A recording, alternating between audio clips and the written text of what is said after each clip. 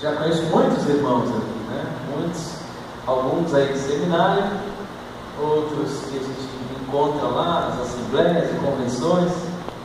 E é um prazer estar com vocês. A igreja é bem falada. A minha sogra esteve aqui, né? Quem as mulheres estavam aqui lembram dela. E eu amo sogra, viu? Aliás, a sogra da Patrícia eu amo demais, assim. É um espetáculo. Mas a minha sogra também, Dona Leolinda, é uma bênção para nós, ela que esteve aqui com vocês. E eu estive semana passada lá em Santo André. E coincidentemente, a Patrícia me convidou e falou: vai ter o culto de alabastro e tem como você pregar? E eu falei: olha, eu vou te dar uma resposta em umas horas ou dias, eu não lembro como é que eu te dei. Porque, pastor Mateus, eu preciso sair 2 domingos seguidos. Como é que a gente pode fazer isso? Ele vai lá, abençoa o pessoal. E coincidentemente, os 2 pastores que me avaliaram na minha última entrevista pastoral. E Deus, é um desafio mesmo, é um desafio de verdade. E foi uma bênção lá em Santo André, como tenho certeza que está sendo aqui, e Deus ainda vai continuar falando conosco, como já tenho dito até aqui. Pastor Edésio também é alguém que eu passei a admirar de graça. E para o meu professor de seminário, um homem realmente uma referência para mim. Patrícia sabe das vezes que eu cheguei em casa falando das aulas e do professor, né? Porque não é só a aula em si, mas é do professor também. E tem sido uma grande referência para nós, para o meu ministério também. Louvo a Deus por vocês terem um pastor como o pastor Edésio aqui. Amém, irmãos? Amém. Culto de alabastro, uma grande desafio e responsabilidade. Patrícia, né, que já nos antecipou aqui, já disse muito bem sobre a nossa história, e eu fico muito feliz nos lugares que eu tenho passado, ter encontrado igrejas do Nazareno, universidades do Nazareno, escolas, hospitais, e algumas em lugares com muito risco, em lugares fechados ao Evangelho, mas vivem lá, estão com as portas abertas, firme e forte, pregando o Evangelho de Jesus. E tudo isso vem dessa história, de 49 até 2011, esses milhões que foram arrecadados, e foram todos eles investidos na obra do Senhor. Nós louvamos a Deus por nossa denominação ser uma denominação séria. Existem muitas outras sérias, muitas outras, mas nós estamos também uma denominação muito séria, que tem investido todos os recursos que saem dos nossos bolsos na obra de Deus. Gosto muito do apóstolo Paulo quando ele fala sobre Epafrodito, que levou para ele donativos, levou para ele lá a oferta. E o bom daquela história é que quando ele volta para a igreja, ele diz: olha, muito obrigado por ter enviado Epafrodito, sobretudo saibam que a oferta que vocês enviaram não foi creditada na minha conta, mas na conta de vocês. Nós estamos investindo no reino de Deus e na nossa própria conta, irmãos. Isso não é uma poupança que você coloca o dinheiro aqui e vai pegar ali o resultado depois. Nós estamos investindo no reino. E nosso culto de alabastro é para celebração, é para festejar esse momento de que muita gente, onde você sequer imagina, tem sido salva e alcançada pelo poder da palavra de Deus, por conta de uma porta dessa que está aberta. Glória a Deus. Estou ali com um casal de amigos, Leandro, Thaís, Amanda e o André. Eles viajam comigo em viagens de curta duração, viagem missionária, através do esporte, através do futebol. E o Leandro esteve comigo agora em julho do ano passado, e o André estará comigo agora em julho desse ano, na Jordânia, país muçulmano, fechado ao Evangelho. E sabe o que eu vi lá, irmãos? É que a única denominação ou a única igreja que evangeliza muçulmanos em todo o país é a Igreja do Nazareno em Amman. Nós estamos investindo no reino de Deus. Isso é uma alegria para nós, independente das nossas denominações, mas saber que ainda existe uma igreja que prega o Evangelho em praça pública, em eventos abertos para muçulmanos. Gente que arrisca perder a cabeça mas também arrisca ganhar uma alma. Glória a Deus, aleluia. Existe muita igreja do Nazareno e muitas outras abertas em tantos outros lugares, fazendo a obra de Deus e entregando tudo de si, dedicando toda a sua vida para que alguém possa conhecer a Jesus e ser transformado por Ele. Eu tenho também estudado nesses últimos dias e participei de uma conferência também recente, uma conferência jovem, onde nós falamos sobre o serviço a Deus. E tem tudo a ver com o nosso culto de hoje, o nosso serviço, a nossa entrega, o nosso ministério, o nosso chamado geral para todos nós, de pregar o Evangelho. E a pergunta que me foi feita foi: o serviço a Deus, qualquer coisa serve? Esse era o tema. E para mim isso foi uma bola quicando na marca do pênalti sem goleiro. Uma grande oportunidade para mostrar aquilo que eu tenho feito, aquilo que Deus me chamou para fazer e aquilo que todos nós podemos fazer, que é o exercício do nosso ministério. Irmãos, é muito comum a gente ouvir na igreja, nos corredores, entre o grupo de jovens, os grupos que eu trabalho, coisas do tipo: eu vou fazer tal coisa para o Senhor, eu vou fazer uma ação e não vai dar para ser do jeito que eu queria, mas eu vou lá, porque é para Deus mesmo, Ele conhece o meu coração. E qualquer coisa para Deus não serve. Já estou te antecipando a resposta: qualquer coisa para Deus não serve. Deus não trabalha com esse qualquer coisa. Tem que ser bem feito, tem que ser com entrega, tem que ser da melhor forma possível. Há um provérbio que diz: para quem não sabe onde quer chegar, qualquer caminho serve. Não sei para onde ir, então qualquer rua serve. Parafraseando em cima dessa frase, eu também lembrei, viu, Mateus? Para quem não sabe o que cantar, qualquer tom serve. Tem que cantar, dá um tom aí, qualquer um. É para Deus mesmo. Para quem não sabe o que estudar, qualquer faculdade serve. Mais triste ainda, para quem não sabe quem namorar, qualquer coisa serve. Eu tenho falado muito com jovens lá sobre isso. Levou a melhor pessoa para você, homem ou mulher, a melhor companheira para você, homem, o melhor companheiro para você, menina, é aquele que te aproxima de Deus. Aleluia. Mas se não sabe o que quer, qualquer coisa serve. E qualquer coisa para Deus não serve, não dá. Esse qualquer coisa é muito amplo, dá uma ideia assim de muitas possibilidades, de muitas opções, né? Uma coisa grande, tanto faz, pode ser grande, pode ser pequeno, pode ser gordo, pode ser magro, pode ser quadrado, pode ser redondo, qualquer coisa serve. E qualquer coisa não serve. O serviço a Deus não é diferente, irmãos. Não pode ser de qualquer jeito, não pode ser qualquer coisa. E eu gosto das derivações dessa palavra, serviço, né? A primeira delas é servir. Servir ao Senhor não pode ser de qualquer jeito. Servir a Deus não pode ser realizado com qualquer coisa. Qualquer coisa para Deus não serve. E por que não pensar no servir a Deus também como o nosso serviço? Com o que Ele te chamou para fazer? Eu lembrei do meu chamado. Alguns sabem aqui, e os meus amigos já estão cansados de ouvir isso, que eu sou um publicitário. Me formei em comunicação social e me especializei e abri a minha própria agência. Um jovem, 22 anos, saí da faculdade, abri o meu próprio negócio, e a Avenida Paulista, meu escritório, minha agência, estava bombando a 1000 por hora.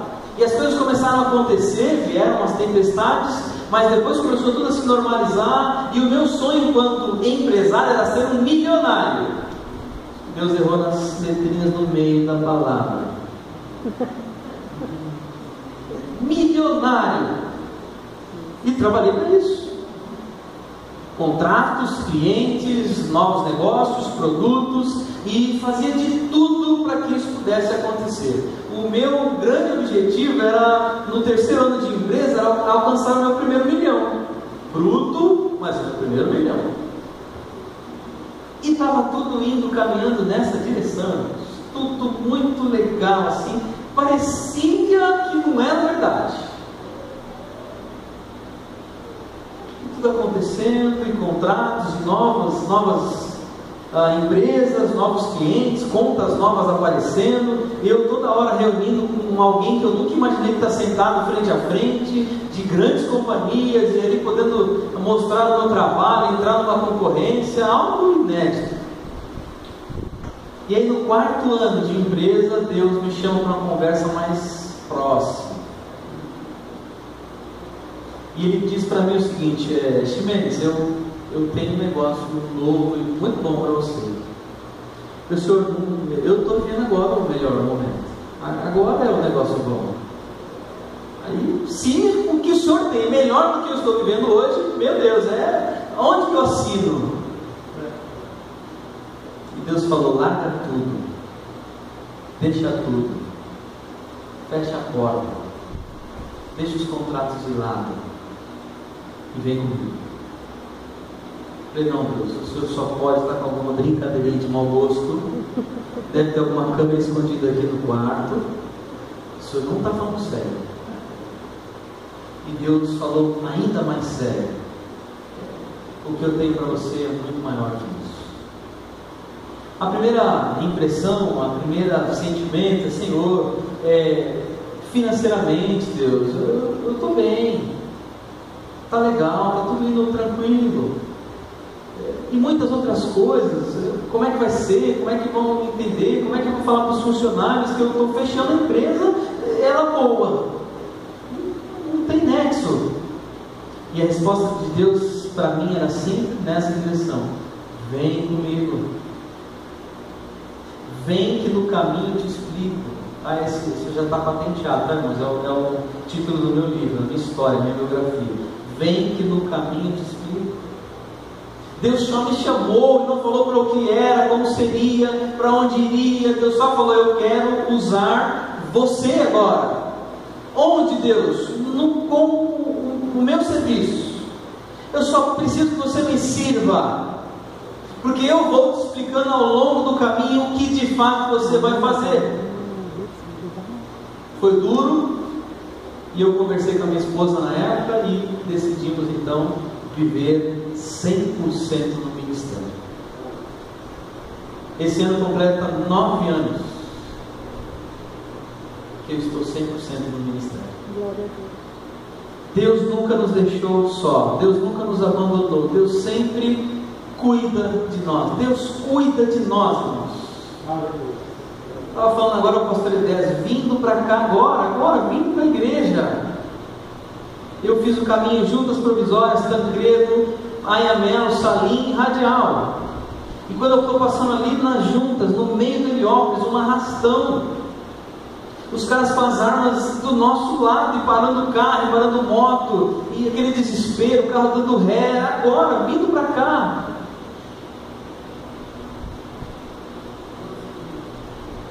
E não aconteceu nada conosco. Glória a Deus, aleluia. Porque Deus cuida de nós. Nos mínimos detalhes, Deus cuida de nós. Deus tem cuidado de mim e da minha família em todos esses anos, nos carregando no colo. Deus foi muito nítido para mim: olha, aquele tempo que você dependia do seu intelecto, da sua força, do seu braço, dos contratos que você fechava, não precisa mais, agora só espera em mim. E agora nós só dependemos de Deus. E Deus cuida de nós. Amém. Esse é o meu serviço hoje. O meu serviço é pregar a palavra de Deus. Eu trabalho na melhor companhia do mundo. Tenho o melhor patrão do mundo. Porque eu sirvo ao Senhor. O meu serviço é pregar a tua palavra através do esporte. Ele ainda me deu uma especialidade. Através do esporte. Quando Ele me chamou, eu não sabia sequer para onde eu ia. Eu não imaginava fazer um voo para o Rio de Janeiro de avião. E nos últimos anos, nos últimos 6 anos, Deus me levou para mais de 30 países. Que eu nunca imaginei. Todos os continentes do mundo. Eu fui no último agora, ano retrasado, lá na Ilha Fiji, Austrália, do outro lado do planeta. Deus disse que aconteceria isso comigo, e de fato aconteceu. Ele não disse que quando Ele me chamou que isso aconteceria, porque senão fica fácil. Quando você sabe para os lugares que vai, das coisas boas que acontecem no meio do ministério, todo mundo se lança, fecha tudo e vai, mas Deus não diz. Lembra do Abraão? Abraão, vai, para onde? Vai, que eu vou te dizer para onde você vai. Deus marcou hoje à noite para nós falarmos sobre o nosso serviço. Qual é o seu serviço? Qual é o meu serviço? E como temos trabalhado ou utilizado ele?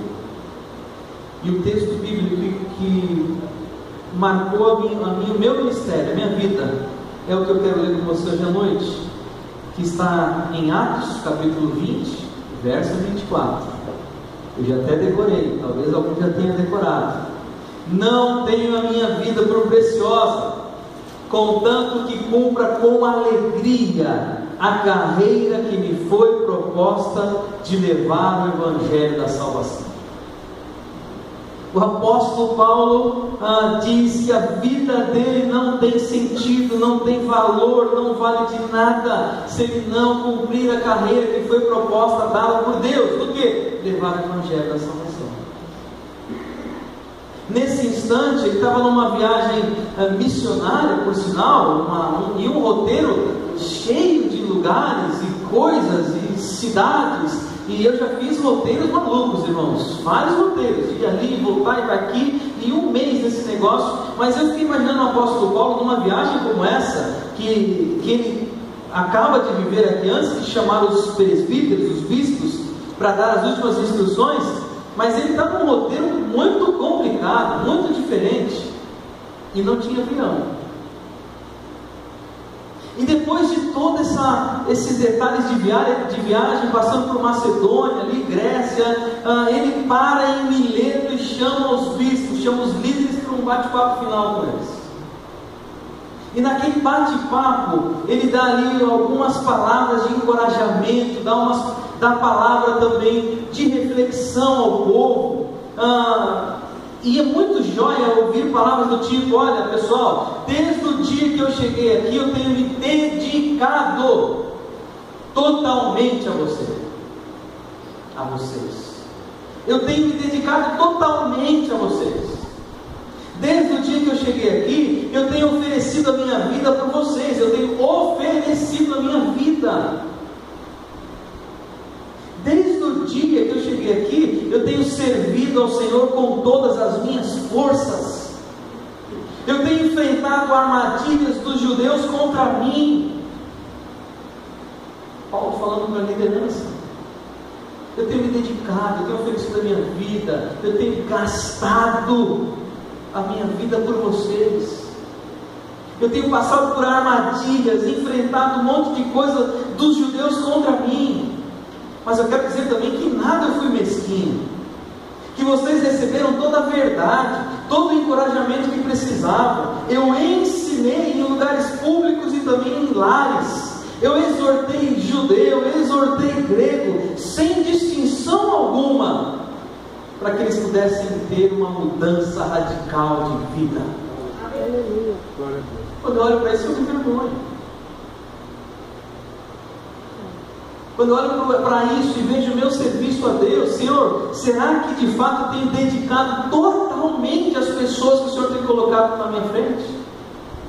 Será que eu tenho servido ao Senhor com todas as minhas forças? Será que eu tenho oferecido a minha vida por alguém? Enfrentado armadilhas, a gente enfrenta um monte mesmo. E ele fala: olha, eu sei que o pior pode acontecer. Eu já estou esperando o pior quando eu voltar a Jerusalém. E o Espírito Santo